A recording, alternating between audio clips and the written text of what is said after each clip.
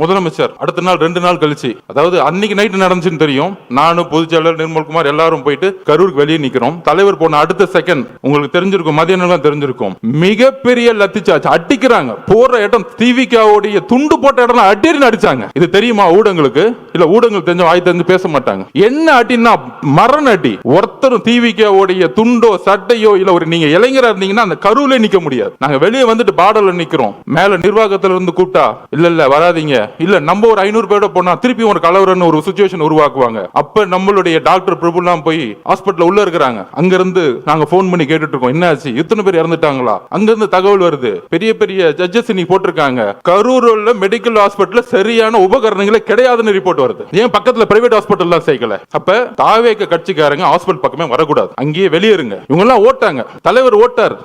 யாரா ஓடுனது? வந்தா நீங்க என்ன பண்ணுவீங்க எங்களுக்கு தெரியாது. 75 வருஷம் கழிச்சு உங்களுக்கு சூழ்ச்சி என்னன்னு தெரியாது.